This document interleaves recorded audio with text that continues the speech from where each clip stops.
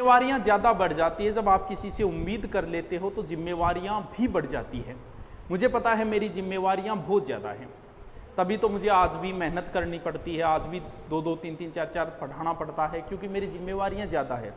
Coaching में मैं 6 बजे आता था, 6 बजे तक पढ़ाता था, 12 महीने में 1 या 2 छुट्टी नहीं लेता था, बर्थडे के दिन भी घर नहीं आता था मैं। जो मेरे पास पढ़े हुए उन सबको पता है, घर वाले सब नाराज़ रहते थे, शादी में नहीं आया था, परिवार में थी, सब नाराज़ हो गए थे, बोले ऐसे क्या पढ़ाता है अभी तू। लेकिन वो जिम्मेवारियां ज़्यादा बन जाती है जब आप, क्योंकि आया हुआ बच्चा ये कहता है मैं तो थारा कारण एडमिशन लियो, अब क्या करें, तो जिम्मेवारियां कई बार ज़्यादा बढ़ जाती है। अरे जब मैं कर रहा हूँ, एक बात बताओ, मैं क्यों कर रहा हूँ? मैं अगर आज न भी पढ़ूं तो मेरा काम चल जाए, मुझे पता है आराम से बढ़िया तरीके से कट जाए, आराम से मैं भी नींद ले सकता हूं गर्मियों में। और जब मैं मेहनत कर रहा हूं आपके लिए, तो क्या आप अपने लिए नहीं कर सकते क्या? मैं तो आपके लिए कर रहा हूं। आज भी मैं 2 से 3 घंटे पढ़ता हूं। इस लॉकडाउन में भी मुझे नहीं याद कि किसी दिन मैंने पढ़ाई न की हो, आज भी पढ़ता हूं। क्यों? क्योंकि अगर मार्केट में टिकना है तो आपको पढ़ना ही पड़ेगा। पढ़ाई के अलावा आपको चाहे कोई कितना ही बदनाम कर ले, भले आपके बारे में कोई कुछ भी बोल दे, इस चीज़ से कोई फर्क नहीं पड़ता। मुझे कभी नहीं पड़ा, आपको भी मिले होंगे मेरे बारे में बोलने वाले, लेकिन मेरे पास पढ़ा हुआ स्टूडेंट क्यों नहीं बोलता? क्योंकि इसलिए नहीं बोलता कि उसे पता होता है कि ये मेहनत करता है यार, पढ़ता है, इतना मैटर निकाल के लाए, इसका मतलब मेहनत करता है, मुंह धो के नहीं आता हूँ मैं उठ के। जो मैं इतनी मेहनत कर रहा हूँ आज भी, जब मुझे ज़रूरत भी नहीं है, और फिर भी मैं आपके लिए 2-3 घंटे पढ़ रहा हूँ, तो क्या आप नहीं पढ़ सकते क्या? क्या 3 घंटे भी नहीं पढ़ सकते क्या आप? देख लो, इंडियन ज्योग्राफी, इंडियन हिस्ट्री भी पढ़ा रहा हूँ ऐप में, जबकि मुझे जरूरत ही नहीं है। मैं इंडियन हिस्ट्री का दूसरा टीचर लेके काम चला सकता हूँ, क्योंकि मैं तो राजस्थान करवाते लो, फिर भी करता हूँ। हिंदी भी पढ़ा रहा हूँ, 2-2 टीचर, 3-3 टीचर ऑलरेडी, फिर भी मैं आपके लिए मेहनत कर रहा हूँ। तो क्या आप थोड़ा सा नहीं पढ़ सकते क्या? करते क्या हो रही है तो बताओ? इतना सा ही तो टाइम है आपके लिए।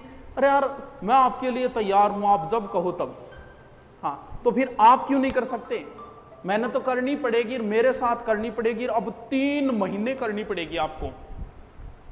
जिंदगी तजुर्बों से वैसे भरी पड़ी है, इश्क में दान करना पड़ता है, जा को हकलान करना पड़ता है, ये तजुर्बा मुफ्त में नहीं मिलता, पहले नुकसान करना पड़ता है।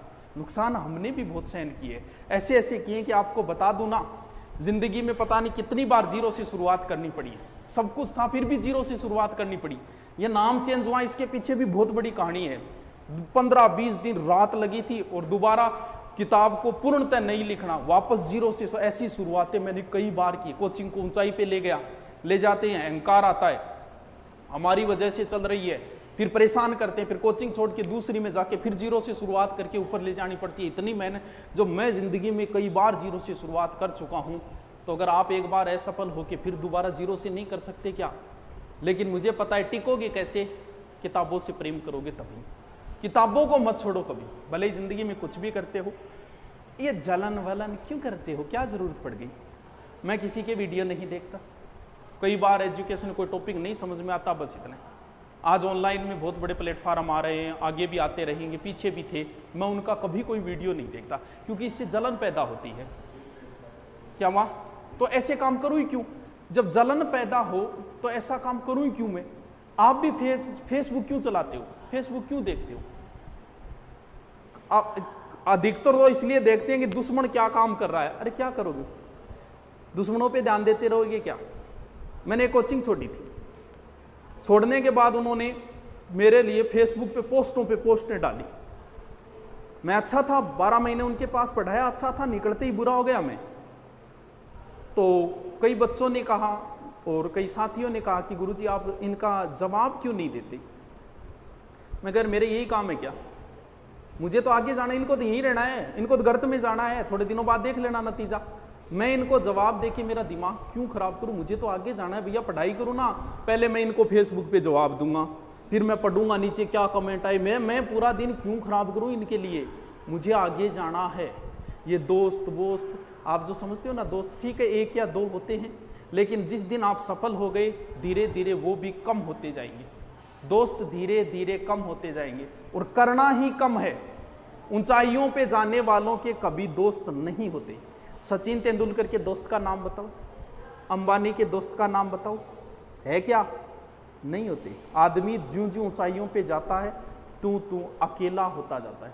अगर आपको बाज बनना है तो इन पेड़ पौधों से मोह छोड़ना पड़ेगा।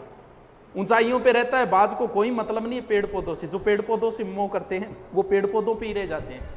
इन चीज़ों को आपको छोड़ना है, समाज को भी छोड़ना पड़ता है। मैं नहीं जाता, कभी काम चल रहा है तो आप नहीं जाओगे। हर साल के बढ़ते कंपटीशन और एग्जाम्स में हम सबको चाहिए हर समय online classes, test series, notes, e books, वो भी फिंगर टिप्स पर। यही मैं सुभाष चरण लेकर आया हूँ राजस्थान के हर बच्चे के लिए धुरीना ऐप, जहाँ वो सीख पाएंगे हर सब्जेक्ट, हर टॉपिक बहुत ही आसान शब्दों में। तो अभी डाउनलोड करें आपके राजस्थान की अपनी ऐप धुरीना ऐप।